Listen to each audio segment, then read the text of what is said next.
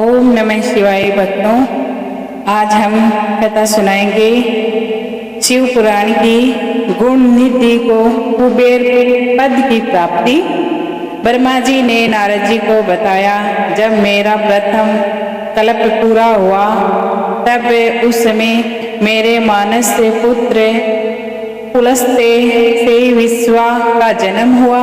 विश्वा के वैश्वण पुत्र हुआ, उसने अलकापुरी का शासन किया। उसने उग्र तप करके शिव जी की आराधना की। उस समय धवाहन कल्प शुरू हो चुका था।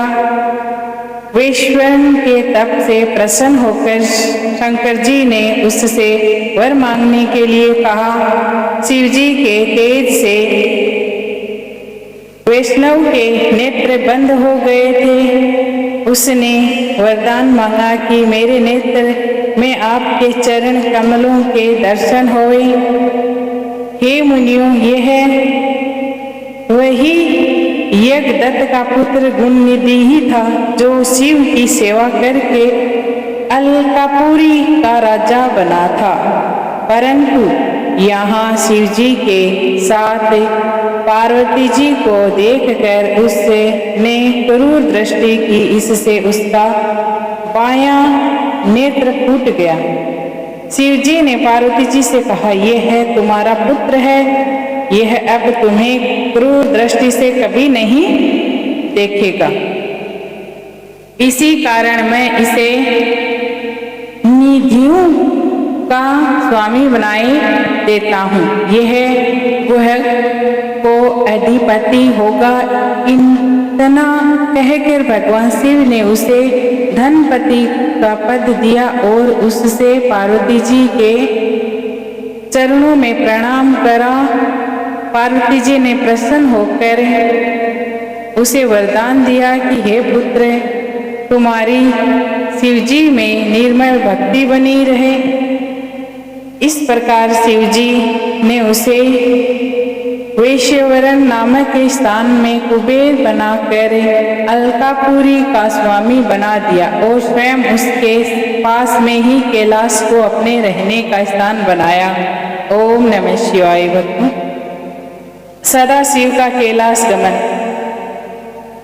ब्रह्मा जी नारद से बोले, जब यह आख्यान सुनो कि जिस प्रकार कुबेर कैलाश पर तपस्या करने आया था तथा उसके तपोबल के कारण भगवान शिव तथा वहां पहुंचे थे। कुबेर के तप से रुद्र वहां पहुंचे और जोर जोर से अपना डमरू बजाने लगे, जिसकी ध्वनि त्रिलोक में पहुंचने वाली लगी थी। वहां पर ब्रह्मा, विष्णु एवं शिव जी अपने असंख्य गणों के साथ ब्रह्मा जी के अंश से उत्पन्न रुद्र के दर्शनों हेतु आए।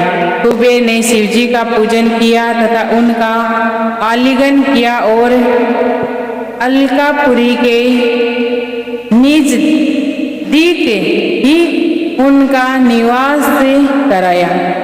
वहां पर शिव जी की आज्ञा से विश्वकर्मा ने अनेक भवन बनवाए। शिव जी सिंहासन पर आरूढ़ हुए तथा ब्रह्मा, विष्णु और देवताओं ने उनकी स्तुति की। शिव जी ने सब ही मनोकामनाओं पूर्ण की। सभी प्रसन्नता पूर्वक अपने अपने स्थान निवास स्थल पर चले गए। बोलो ओम नमः शिवाय। भक्तों, रुद्र संहिता सती खंड तृतीय खंड। आज हम तृतीय खंड में पहुंच गए हैं।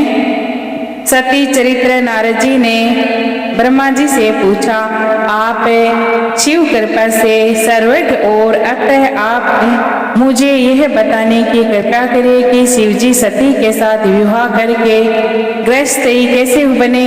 सती जी को जो पहले दक्ष की कन्या थी तथा बाद में हिमालय की पुत्री बनी, सती का चरित्र बताने की हमें कृपा करें। ब्रह्मा जी नारद से बोले, पहले मेरे यहाँ एक कन्या हुई जिसको देखकर मैंने काम से पीड़ित हो गया। तब भगवान रुद्र ने मुझे धिक्कारा। मैंने तपस्या द्वारा शिव जी की आराधना की। शिव शंकर ने मुझे तरह तरह से समझाया। मैंने शिव को मोह में डालना चाहा। अपने पुत्र दक्ष से मैंने असिकी वीरनी नामक कन्या से सती को उत्पन्न कराया। वह दक्ष पुत्री की उमा बनकर कठिन तपस्या के द्वारा शिवजी को वर रूप में प्राप्त कर सकी। तब के रुद्र स्वतंत्र होकर भी संतान उत्पन्न करने की इच्छा से रूप धारण कर मोहित हो गए। रुद्र को गृहस्थ आश्रम में काफी समय व्यतीत हो गया। इधर दक्ष को शिवजी की माया से ग्रह उत्पन्न हो गया। वह शिवजी की निंदा करने लगा। उसने एक विशाल यज्ञ का आयोजन किया, जिसमें उसने मुझे, विष्णु और अन्य देवताओं तथा मुनियों को आमंत्रित किया, परंतु अपने जामावत शिव को आमंत्रित नहीं किया।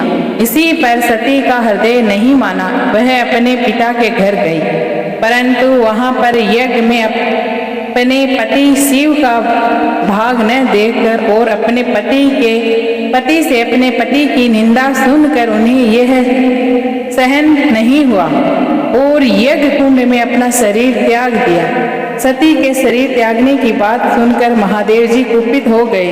उन्होंने अपनी जटा से एक बाल उखाड़ा, वीरभद्र को उत्पन्न किया।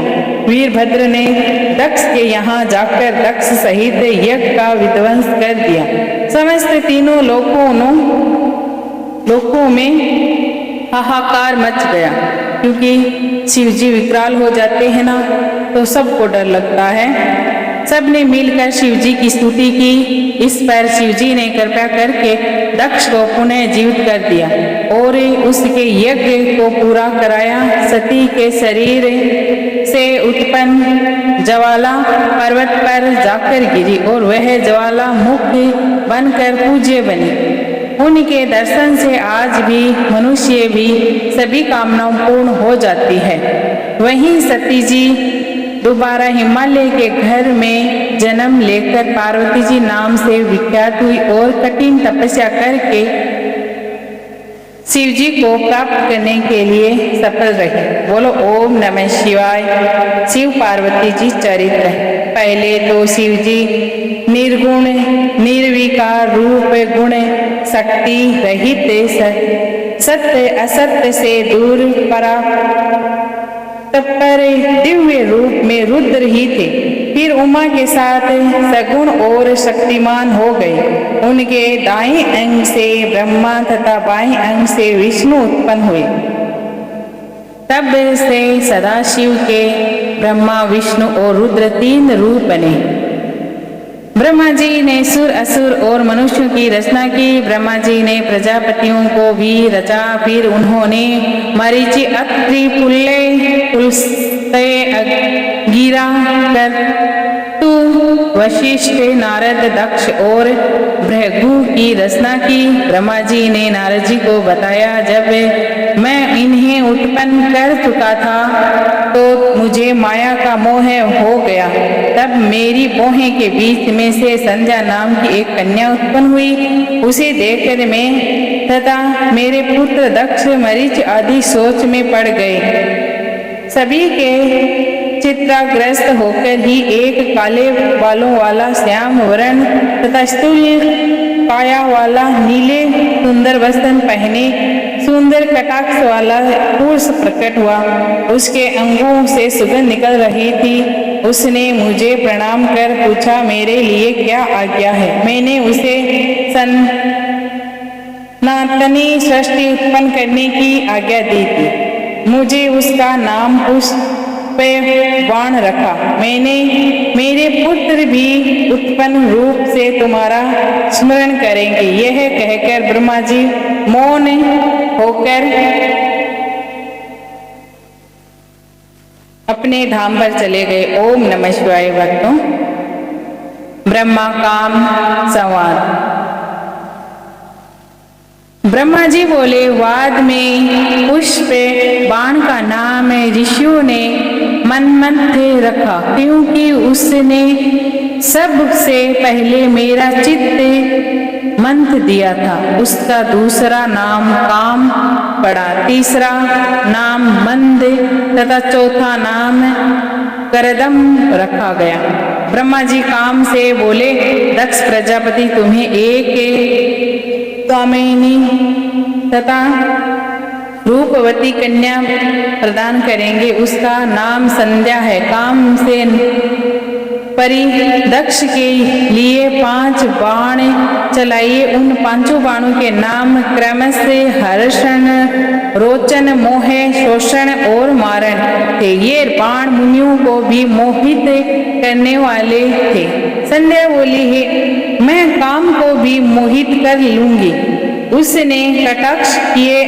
इंद्र काम के मोह बाण के लगाते ही ब्रह्मा, मारीच, अत्रि, दक्ष आदि सभी मोहित हो गए। संध्या के मन में विकार उत्पन्न हो गया। कामदेव को अपने कर्म पर विश्वास हो गया। ब्रह्मा में काम के 49 भाव खड़े हो गए। पिता ब्रह्मा और भाइयों की यह गति देखकर धर्म को चिंता होने लगी। उसने शिव जी को स्मरण किया। इसी पर शिव जी आकाश में स्थित होकर बोले, हे ब्रह्मा, तुम्हें काम कैसे उत्पन्न हो सकता है? यह तो तुम्हारी पुत्री है। वेद के मार्ग पर चलने वाले को यह उचित नहीं है। वेद तो तुम्हारे मुख में स्थित है और तुमने इस सत्य के मार्ग को क्यों भूल गए हो? फिर मरीचि, दक्ष आदि को भी समझाया। तभी ब्रह्मा जी लज्जा के मारे पसीना पसीना हो गए। ब्रह्मा जी का विवाह टूट गया। उससे पितृगणों की उत्पत्ति हुई। दक्ष के पसीने से एक सर्वगुण संपन्न कन्या पैदा हुई। वह रति के नाम से प्रसिद्ध हुई। उसे देखने मात्र से क्रतु आदि का वीर्य सकलित हो गया। उस वीर्य से अन्य पितरों की उत्पत्ति हुई। ब्रह्मा जी ने कहा, तब मैंने तथा दूसरे ऋषियों ने लज्जित होकर काम को क्रोध में भरकर श्राप दे दिया कि जा तू शिव जी के द्वारा शीघ्र ही भस्म हो जाएगा। तब काम ने ब्रह्मा जी से क्षमा मांगी। ब्रह्मा जी बोले, तू भस्म होकर पुनः जीवित के द्वारा जीवित हो जाएगा। विवाह करने पर पुनः शरीर धारण करेगा। इतना कहकर ब्रह्मा जी अंतर ध्यान हो गए और सभी मुनि आदि भी अपने अपने स्थानों पर चले गए। ओम नमः शिवाय। कामरति विवाह सबके चले जाने पर दक्ष ने कंदर्प से कहा, हे काम, तुम्हारे समान गुण वाली मेरी पुत्री रति है। इसे तुम पत्नी रूप में स्वीकार करो। रति का विवाह करके कामदेव अति प्रसन्न हुए। उस समय कामदेव ब्रह्मा जी के श्राप को भूल गए थे। इसी से दक्ष से कुछ न कहकर रति के साथ विवाह रचा लिया। उस समय महान सुखकारी उत्सव हुआ एवं अपनी कन्या को प्रसन्न देखकर दक्ष भी खुश हुआ। बोलो ओम नमः शिवाय। संध्या की तपस्या। ब्रह्मा जी ने बताया, जब मैं कामदेव को श्राप देकर अंतर ध्यान हो गया तथा शिव जी भी चले गए, तब मेरी पुत्री संध्या दुखी होकर सोचने लगी कि मुझसे बढ़कर पापिनी कौन होगी, जिससे देखकर पिता व भाई के मन में काम वासना जागृत होती है। इस कारण मैं स्वयं ही उसका प्रायश्चित करूंगी। संध्या ने चंद्रभाग नदी के तट पर स्थित चंद्रभागा पर्वत पर जाकर तपस्या करने लगी। ब्रह्मा जी बोले, तब मैंने अपने पुत्र वशिष्ठ के वहां संध्या को दीक्षा देने के लिए भेजा। वशिष्ठ जी ने संध्या को भगवान शंकर का मंत्र जप करने को कहा। इससे तुम्हारे सभी मनोरथ पूर्ण होंगे। ओम नमः शिवाय मंत्र से ओम को बाद में लगाकर मौन धारण करे। जप करो तथा मौन रखकर भी स्नान करके शिव जी की पूजा करो। आहार के रूप में केवल जल ग्रहण करो, इससे तुम्हारी तपस्या फलदायक बन जाएगी। शिव जी तुम्हारी सभी मनोरथ पूर्ण करेंगे। ओम नमः शिवाय। पूरा करेंगे इस प्रकार संध्या को। वशिष्ठ जी ने तपस्या की सब विधि समझाई। बोलो ओम नमः शिवाय। शिव जी द्वारा संध्या को वरदान। ब्रह्मा जी बोले। वशिष्ठ जी के चले जाने पर संध्या विधि पूर्वक तपस्या में लीन हो गई। शिव जी ने चित्त लगाया। संध्या को एक चतुर्ग्नी समय व्यतीत हो गया। आकाश में स्थित होकर संध्या को दर्शन दिए। संध्या इतनी प्रसन्न हुई कि उसने अपने नेत्र बंद कर लिए। तभी शिव जी ने संध्या के हृदय में प्रवेश करके उसे दिव्य वाणी और दिव्य नेत्र प्रदान किए और इससे बोले, मैं तुम्हारी तपस्या से बहुत प्रसन्न हूँ, तो मुझसे इच्छा अनुसार वर मांगो। संध्या भगवान शिव को बार बार प्रणाम करके बोली, हे प्रभु, यदि मैं पूर्व पाप से मुक्त हो गई हूँ तो आप मुझे ये वरदान प्रदान करें कि वाणी उत्पन्न होती है काम वासना से ग्रस्त न हो। दूसरा वर यह प्रदान करो कि मैं तीनों लोकों में पतिव्रता नारी जानी जाऊं। मेरा पति काम वासना से ग्रस्त न हो तथा मित्र भाव के समान हो एवं जो भी मुझे काम वासना से देखे वह नष्ट हो जाए और नपुंसक हो जाए। भगवान शिव ने तथास्तु कहकर संध्या से पुनः कहा, हे पुत्री, अब मैं मनुष्य की आयु को 4 भागों में विभाजित कर देता हूँ। व कुमार, सौवन, यौवन और वृद्ध वाणी। जब यौवन अवस्था में आएगा तब ही उसमें काम वासना जागृत होगी। अब कोई भी प्राणी जन्म लेते ही कामी नहीं होगा। इस त्रिलोकी में तू सर्वश्रेष्ठ सती होगी। तेरे पति के अतिरिक्त यदि अन्य पुरुष तुम्हें काम वासना से देखेगा तो वह नपुंसक बन जाएगा। तेरा पति 7 कल्पों तक जीवित रहेगा और बड़ा भाग्यवान होगा। तुम्हारा अग्नि में जलकर भस्म होना निश्चित है। देखो, मेधा, सती, ऋषिवाल वर्ष से यज्ञ कर रहे थे। तुम उन्हीं यज्ञाग्नि में जाकर भस्म हो जाओ। इसी पार्वती जी के नीचे मेधा तिथि तपस्या में लीन होकर यज्ञ कर रहे थे। तो जैसा पति चाहे वैसा संकल्प मन में धारण करके अग्नि में प्रवेश कर जा। तू पुनः तपस्या करेगी और त्रेता में दक्ष की कन्या बनकर यथा योग्य व्यक्ति के संग ब्याही जाएगी। बोलो ओम नमः शिवाय। संध्या चरित्र। भगवान शिव जी के बताने पर संध्या मेधा तिथि के यज्ञ में पहुंची। भगवान शिव जी द्वारा भेजे जाने के कारण मेधा तिथि को किसी ने नहीं देखा। वह यज्ञ की अग्नि में कूद गई। उसे कूदते हुए भी कोई नहीं देख सका। उसका शरीर यज्ञ की अग्नि में तुरंत भस्म हो गया। अग्नि ने इसके शरीर को जलाकर सूर्यतंत्र उसके शरीर को अपने रथ में स्थापित कर लिया और उसके शरीर का ऊपरी भाग रात्रि और दिन में बीच में होने वाली प्रत्येक काल की संध्या को गया और शेष नीच का भाग पितरों की प्रसन्नता के लिए दिन का अवसासन वाली संध्या हो गई। उसके प्राणों को भगवान शिव ने अपने दिव्य शरीर में स्थापित कर लिया। इधर जब यज्ञ की समाप्ति हुई तो ऋषियों ने तब स्वर्ग के समान कांति वाली कन्या को अग्नि में देखा। इसी पर मेधातिथि ने उसे अपने गोद में उठा लिया तथा यज्ञ के जल से स्नान कराकर तथा उसका नाम अरुंधति रखा गया। मुनि उसे अपनी निधि मानकर आश्रम में उसका पालन पोषण करने लगे। जब अरुंधति 5 वर्ष की हुई तो ब्रह्मा विष्णु महेश ने आकर उसका विवाह वशिष्ठ जी के साथ संपन्न करा दिया।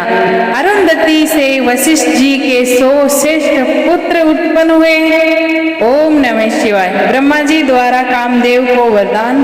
ब्रह्मा जी ने नारद जी को बताया, जब संध्या को देखने मात्र से शिव जी ने मुझे पटका था, जब वे तब से मैं शिव जी की माया से मोहित होकर ईर्ष्या करने लगा।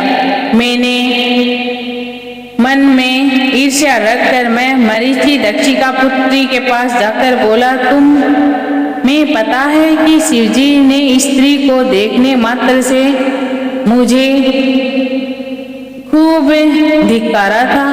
उस घटना से मैं आज तक दुखी हूँ।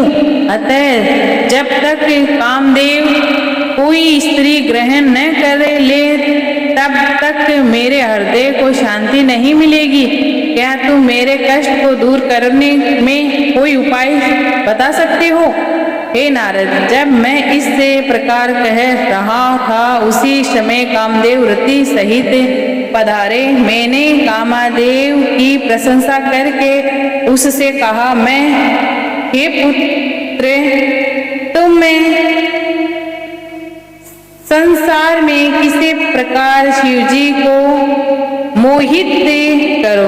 तुम्हारे अतिरिक्त यह कार्य और कोई नहीं कर सकता। इस प्रकार कामदेव ने कहा कि मैं कामदेव को मोहित तो कर सकता हूँ, परंतु स्त्री का निर्माण तो आपको ही करना पड़ेगा। इसमें और दक्ष प्रजापति चिंता में पड़ गया कि किसके द्वारा शिव जी को मोहित करे। मेरी चिंताग्रस्त संस्थाओं में से वायु निकली, उससे पुष्प पद ताम्रदेव वाला सुंदर नासिक वाला पुरुष से उत्पन्न हुआ।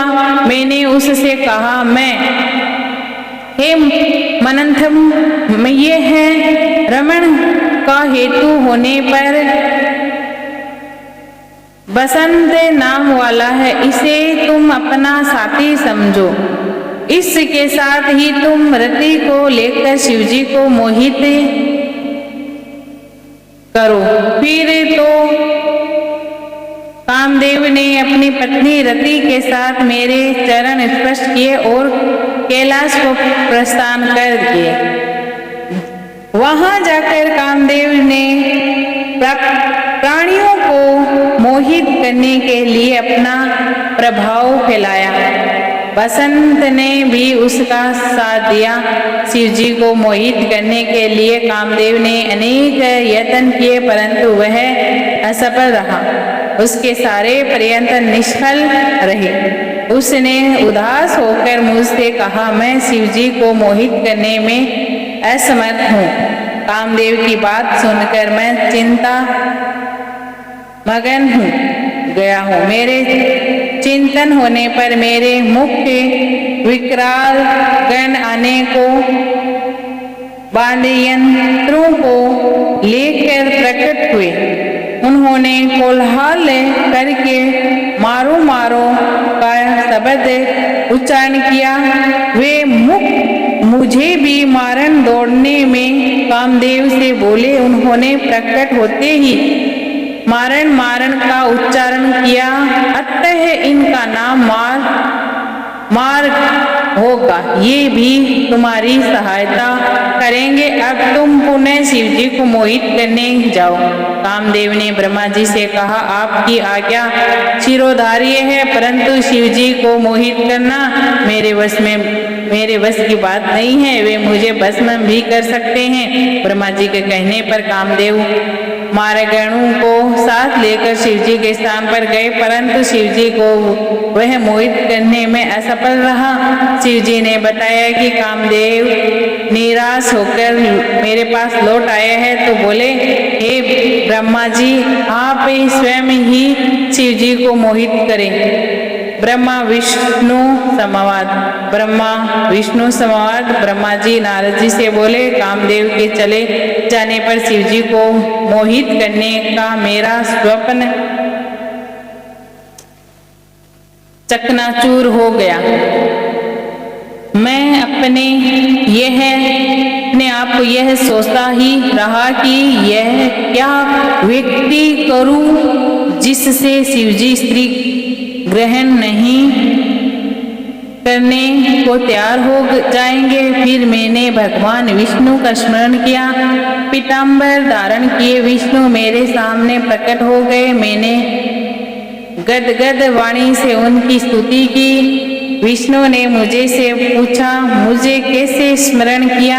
मैंने विष्णु जी को बताया कि भगवान शंकर को मोहित करने के लिए सपरिवार मारण और बसंत के साथ कामदेव को भेजा था, परंतु वह असफल रहा।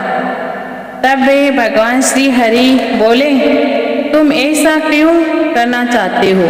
पहले तुम सच सच बताओ कि इसका क्या कारण है। मैंने भी हरि को सृष्टि से उत्पन्न की पूरी कथा तथा संध्या को पूर्व दृष्टि से देखने की बात और शिवजी द्वारा मुझे फटकारना आदि सब बातें तो घटित हुई बता दी। शिवजी ने मेरे पुत्रों के समक्ष मेरी निंदा की, उसका मुझे बड़ा दुख है। अब शिवजी द्वारा स्त्री ग्रहण करने पर भी मेरा दुख कम हो सकता है। हे नारद, श्री हरि मेरी बात सुनकर हंस पड़े और मुझसे बोले, हे ब्रह्मा जी, तुम सब लोगों के कर्ता और वेदता के ज्ञाता होकर ऐसी मूढ़ बातों को क्यों कर रहे हो? तुम अपनी इस ईर्ष्या को छोड़ दो। यदि तुम्हारे अनुसार शिवजी को स्त्री ग्रहण करनी चाहिए तो पार्वती जी के उद्देश्य से शिवजी का तप करो। अपने उद्देश्य की मूर्ति हेतु पार्वती जी का हृदय में ध्यान करें। यदि भगवती पार्वती जी प्रसन्न हो गई तो तुम्हारे सब मनोपूर्ण हो जाएंगे। यदि भगवती पार्वती जी प्रसन्न हो गई तो वह अवतार ग्रहण करेगी। तुम दक्ष प्रजापति का आदेश दो कि वह तप करे जिससे पार्वती जी कन्या रूप में उनके यहाँ उत्पन्न हो जाए। तुम शिवजी तीनों पार्वती जी के ही स्वरूप हैं। इस प्रकार ब्रह्मा जी को समझाकर श्री हरि अंतर ध्यान हो गए। ओम नमः शिवाय। जगदम्बा आख्यान। ओम नमः शिवाय। ब्रह्मा जी ने नारद जी को बताया। इसके पश्चात मैं देवी का स्मरण करके उनसे प्रार्थना करने लगा, हे माहेश्वरी, मेरा कार्य पूर्ण करो। मेरी बार बार स्तुति करने पर भगवती चामुंडा प्रकट हुई। वे 4 भुजाओं वाली हंस पर आरूढ़ वर देने के लिए कलश लिए थी। उसका मुख्य शरद काल के चंद्रमा के समान क्रांति युक्त था। समस्त पर चंद्रमा और 3 नेत्र थे। उनके पैरों के नखों की अद्भुत कांति थी। मैंने भगवती चामुंडा को प्रणाम किया और उनकी इस प्रकार स्तुति करने लगे कि हे देखिए, आप सनातनी शक्ति हो, आप संसार को मोहित करने वाली एवं त्रिलोकी की रचना तथा संहार करने वाली हो। तुम गणों से पूरे योगियों से पूजित एवं उनके हृदय में वास करने वाली तथा योगियों के आह्वान पर प्रकट होने वाली हो। आपको मेरा प्रणाम है। जगदम्बा मुझसे बोली, आपने किस लिए मुझे स्मरण किया है, मुझे शीघ्र बताओ। मैंने उससे कहा, हे सर्वज्ञ दात्री, मेरा यह मनोरथ मेरे मस्तिष्क से उस समय निकला था जब भोले शंकर रुद्र नाम से योगी बनकर कैलाश पर निवास करने लगे। वे समाधि लगाकर तपस्या में लीन थे। वे पत्नी विहीन होकर भी दूसरा विवाह करना नहीं चाहते थे। अतः किसी भी प्रकार उन्हें मोहित कीजिए। आप दक्ष प्रजापति की कन्या बनाकर भोले शंकर की पत्नी बन जाए। जिस प्रकार आपने विष्णु को लक्ष्मी बनकर प्रसन्न किए, उसी प्रकार आप पार्वती जी बनकर शिव जी को भी प्रसन्न कीजिए। स्त्री कारण ही शिव जी ने मेरी निंदा की। अब मैं देखना चाहता हूँ कि वे स्वयं ही स्त्री कैसे ग्रहण करेंगे। आपके अतिरिक्त उन्हें मोहित करने की शक्ति किसी में नहीं है। यह सुनकर भगवती जगदम्बा चिंतित होकर आश्चर्य व्यतीत करने लगी और बोली, अरे विश्व सृष्टि ब्रह्मा, तुम अज्ञानियों की तरह तरह कार्य किस लिए कर रहे हो? उन निर्विकार शंकर को मोहन में क्या लाभ होगा? मैं तो हमेशा उन्हीं की विश्व वर्तनी और दासी हूँ। उन्होंने भक्तों के लिए ही रुद्र रूप धारण किया है। वे तो माया के स्वामी हैं। फिर देवी ने मन में सोचा कि यदि उन्हें वर प्रदान नहीं करती हूँ तो देव मार्ग भ्रष्ट हो जाएगी। और यह सोचकर उन्होंने शिवजी का स्मरण किया। शिवजी ने आज्ञा पाकर उन्होंने कहा, क्या कहा सुनो। तुम्हारा कहना सत्य है कि उन्हें मोहित करने वाला कोई अन्य नहीं है, परंतु शिवजी की आज्ञा है कि तुम्हारा मनोरथ पूर्ण हो। मैं दक्ष की कन्या के रूप में प्रकट होंगी। इतना कहकर भगवती जगदम्बा का अंतर ध्यान हो गई। ओम नमः शिवाय। दक्ष द्वारा देवी की आराधना। ब्रह्मा जी ने नारद जी को बताया, मेरे आदेश अनुसार दक्ष ने 3000 दिव्य वर्षों तक नियमित रूप से तपस्या की। तब भगवती जगदम्बा ने उन्हें दर्शन दिए। भगवती जगदम्बा दक्ष के मनोरथ को पहले से ही जानती थी। उन्होंने दक्ष प्रजापति से वर मांगने को कहा था। दक्ष ने अपने पूर्णावतार भगवान ने रुद्र का अवतार लिया है। तुमने कभी तक अवतार लिया ग्रहण किया है? नहीं तो मेरा और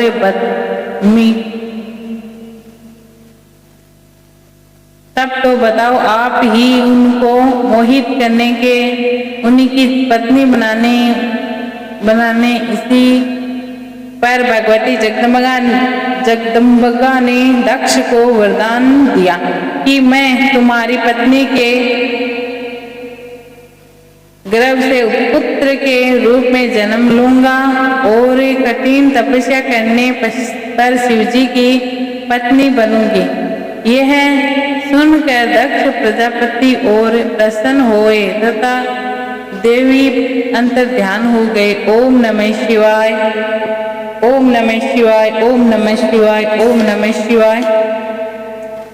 ब्रह्मा जी ने नारद जी को बताया, दक्ष ने बहुत सी मानसी दृष्टि की, परंतु उससे का विकास नहीं हुआ। उन्होंने मुझसे इसका उपाय पूछा तो मैंने दक्ष को बताया, सुझाया। तब दक्ष ने 5 जन अंगों से उत्पन्न कन्या वर्णी को अपनी पत्नी रूप में ग्रहण किया और उसने मैथुन धर्म स्वीकार किया। वीरनी दक्ष से हर्षव नाम के 10,000 पुत्र पैदा किया। अपनी पुत्री से दक्ष से सृष्टि का विस्तार करने के लिए कहा, परंतु हे नारद, अब तुम्हारा उपदेश के साथ परवेश छोड़ने निबंध करने के उपाय बन गए। इसके बाद दक्ष ने पंचजन्य से सबलाशव नामक 1000 पुत्र उत्पन्न किए, परंतु वे तप के लीन हो गए। इसके दक्ष को बड़ा दुख हुआ, नहीं रह सकेंगे, तुम्हें साधु स्वरूप से सृष्टि आदि को स्वीकार कर दी। इसके पश्चात दक्ष ने अपनी पत्नी के गर्भ के 8 पुत्रों को जन्म दिया। इसी कारण उनका विवाह आदि रचा गया। उनसे एक दक्ष कन्या को धर्म को तेरे सदा कल्याण के साथ शेष गरुड़ को दे। इसी की संतान से तीनों लोकों को में भर गया। इसके पश्चात भगवान ने फिर देवी की आराधना की। तब देवी बोली, क्या बोली? बोली कि रूप धारण कर माता के पास जाकर बैठ गई और रोने लगी। उन्होंने के विलाप को सुनकर अनेक स्त्रियां और दासियों वहां आ गई। सारे नगरवासी यह जय जयकार करने लगे, परंतु पत्नी सहित दक्ष ने पूर्ण संकल्प उसका पालन पोषण किया तथा अच्छे सफल प्रदान किए। वृक्ष ने उसे कन्या का नाम उमा रखा गया। बोलो ओम नमः शिवाय, ओम नमः शिवाय, ओम नमः शिवाय, ओम नमः शिवाय, ओम नमः शिवाय, ओम नमः शिवाय, ओम नमः शिवाय, ओम नमः शिवाय। उमा को वर प्राप्ति। इधर सती ने नंदा व्रत का अनुष्ठान किया। शंकर भगवान उन्हें दर्शन देने गए। सती ने लज्जावश सिर झुकाकर उनके चरणों में प्रणाम किया। शिवजी ने उमा को आशीर्वाद दिया और वर मांगने के लिए कहा गया। सती बोली, हे प्रभु, आप क्या मुझे बता रहे हो? क्या मुझे बनाकर मुझे कृतार्थ कर रहे हो? शिवजी बोले, तथास्तु। सती बोली, हे प्रभु, मेरे पति के समक्ष विधि पूर्वक विवाह करके मुझे अपनी अर्धांगिनी स्वीकार कर लीजिए। तथास्तु कहकर शिव जी तो मसल पर चले गए। उन्होंने मुझे स्मरण किया। मेरे तप उपस्थित होने पर मुझे दक्ष के पास कन्या दान हेतु भेजा। मैंने दक्ष से जाकर कहा कि तुम दो। यह सुनकर दक्ष की प्रसन्नता का ठिकाना न रहा। सती ने भी अपने तप की सिद्धि का समवर्त वृतांत सखियों के द्वारा बताया।